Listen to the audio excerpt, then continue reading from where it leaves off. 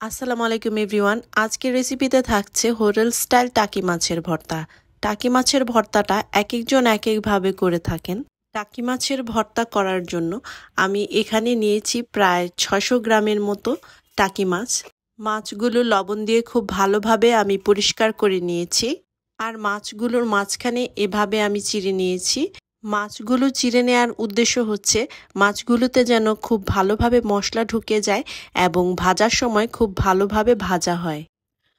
তো এখন আমি বাটিতে একটু সামান্য পরিমাণ পানি নিয়েছি এবং দিয়ে দিচ্ছি হাফ চা চামচের মতো হলুদ গুঁড়া এবং হাফ চা চামচের মতো মরিচ গুঁড়া, দিয়ে দিচ্ছি হাফ চা চামচের মতো ধনিয়া গুঁড়া, তারপর দিচ্ছি 1 চা চামচের মতো লবণ। তো দেওয়ার পর এগুলো আমি ভালোভাবে পানির সাথে মিক্স করে নিচ্ছি। মিক্স করে নেওয়ার পর মাছগুলো আমি এক এক করে এই মিশ্রণটাতে মেখে নিব। মিশ্রণটাতে এমনভাবে মেখে নিতে হবে মাছের যে চিড়ে রেখেছিলাম সেটার ভিতরে ঢুকে যায়। দেখতে পাচ্ছেন আমি কিভাবে মেখে নিচ্ছি।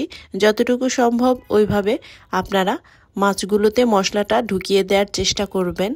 তো এক এক করে মাছগুলো আমি মশলার মিশ্রণটাতে মেখে নিচ্ছি।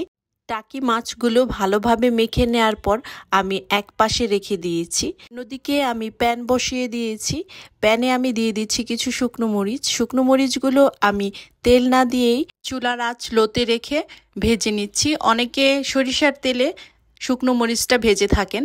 তো এখন আমি এমনভাবে ভাজছি যেন মরিচটা মচমচে হয়ে যায়, আবার যেন খুব বেশি পুড়ে না যায়। খুব বেশি পুড়ে গেলে কিন্তু তেতো স্বাদ লাগবে।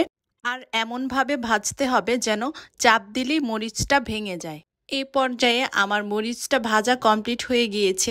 এখন আমি প্যানে দিয়ে দিচ্ছি 1/4 কাপের মতো সরিষার তেল। তেল কিছুটা গরম হয়ে এলেই এক এক করে মাছগুলো দিয়ে দিতে হবে। মাছগুলো দেওয়া হয়ে গেলে চুলার আঁচ মিডিয়াম টু লো আঁচে রেখে মাছগুলো এপিট ওপিট করে সুন্দরভাবে ভেজে নিতে হবে। মাছগুলো এমনভাবে ভাজতে হবে যেন খুব বেশি কড়া ভাজা না হয়ে যায়। কড়া ভাজা হয়ে গেলে কিন্তু ভর্তাটা খুব বেশি স্বাদ লাগবে না, আর মাছের কাটা বাছতেও সমস্যা হবে। আনুমানিক 7 থেকে 8 মিনিট চুলার আঁচ লো আঁচে রেখে মাছটা সুন্দরভাবে ভেজে নিতে হবে। এই পর্যায়ে আমার মাছটা ভাজা হয়ে গিয়েছে। আমি মাছটা এক এক করে তুলে রাখছি। মাছটা তুলে রাখার পর মাছটা ঠান্ডা হওয়ার জন্য আমি কিছুক্ষণ রেখে দিচ্ছি। আর প্যানে যে তেলটা আছে ওই তেলেই দিয়ে দিচ্ছি 1/4 কাপ পরিমাণ পেঁয়াজ কুচি। পেঁয়াজ কুচি দেওয়ার পর কিছুক্ষণ ভেজে নিতে হবে, কারণ পেঁয়াজে যে পানিটা থাকে আলগা সেটা ভেজে শুকিয়ে নিতে হবে। পেঁয়াজ ভেজে কিছুটা নরম হয়ে এলেই এখন দিয়ে দিতে হবে 2 টেবিল চামচ পরিমাণ রসুন কুচি। রসুন কুচি দিয়ে আরও কিছুক্ষণ ভাজতে হবে। রসুন আর পেঁয়াজ ভাজা হয়ে গেলে এই পর্যায়ে দিয়ে দিচ্ছি 3টি কাঁচামরিচ কুচি। কাঁচামরিচটা আমি দিয়ে আরও কিছুক্ষণ ভেজে নিচ্ছি। আর ঝাল খাওয়ার ব্যাপারটা হচ্ছে আপনারা পছন্দ মতো ঝাল কমিয়ে বা বাড়িয়ে নিতে পারেন। আর এখানে আমি মাছগুলো যতটুকু সম্ভব কাটা ছাড়িয়ে নেওয়ার চেষ্টা করেছি, বাট 2-1টা ছোট কাটা থাকতে পারে, ওইগুলা কোনো সমস্যা না। বাট যতটুকু সম্ভব কাটাগুলো বেছে নেওয়ার চেষ্টা করবেন। এখন নিয়ে নিচ্ছি হাফ চা চামচের মতো লবণ।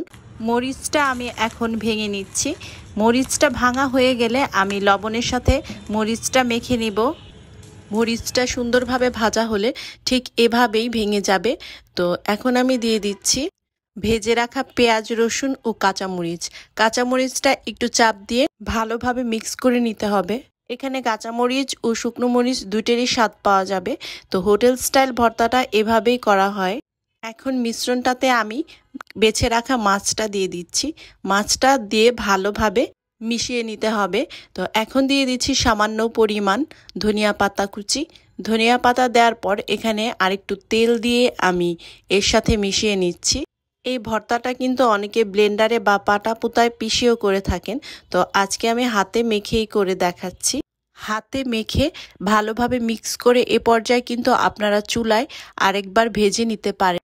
যেহেতু এটা হোটেল স্টাইল ভর্তা, তো হোটেলে কিন্তু পরিবেশনের সুবিধার্থে এই ভর্তাটা ছোট ছোট গোল করে পরিবেশন করা হয়। ছোট গোল করার সময় আমি একটু হাতে তেল মেখে নিচ্ছি আর গোল করে নিচ্ছি। এটা হোটেল স্টাইল বলার আরেকটি কারণ হচ্ছে হোটেলে কিন্তু কাঁচা পেঁয়াজ ব্যবহার করা হয় না, ওরা পেঁয়াজটা ভেজে দেয়। কারণ ওরা যেহেতু ভর্তাটা সারাদিনের জন্য রাখে, এই জন্য ওরা পেঁয়াজটা ভেজে দেয়। কোনো প্রশ্ন থাকলে আমাকে কমেন্ট করে জানাবেন। আর রেসিপিটি ভালো লাগলে সাবস্ক্রাইব করে পাশে থাকার অনুরোধ রইল। আল্লাহ হাফেজ।